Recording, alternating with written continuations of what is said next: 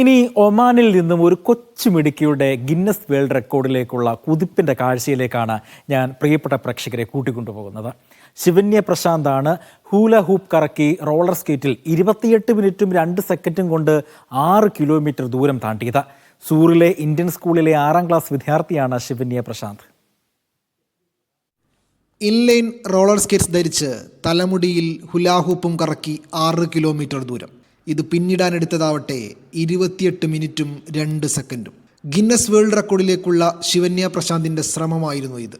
Guinness റെക്കോർഡിനുള്ള ഔദ്യോഗിക നിബന്ധനകൾ പാലിച്ച് തെക്കൻ ഷർക്കിയ സൂറിലെ ബാർബറ റോഡിൽ ഗസറ്റഡ് ഓഫീസർ, ടൈം കീപ്പേഴ്സ് എന്നിവരുടെ മേൽനോട്ടത്തിലായിരുന്നു ശിവന്യയുടെ പ്രകടനം അരങ്ങേറിയത്.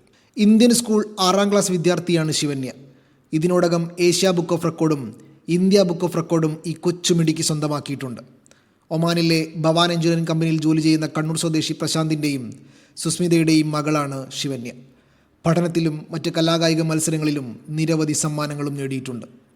സൂർ Indian school principal doctor Srinivasan, Ibra Indian school principal സപ്നൽ ബി മമോത്ര, സ്പോർട്സ് അധ്യാപിക Aswathy Vishakh, Indian social club Sur president AK Sunil, Abhijith തുടങ്ങിയവരും ചടങ്ങിൽ പങ്കെടുത്തിരുന്നു.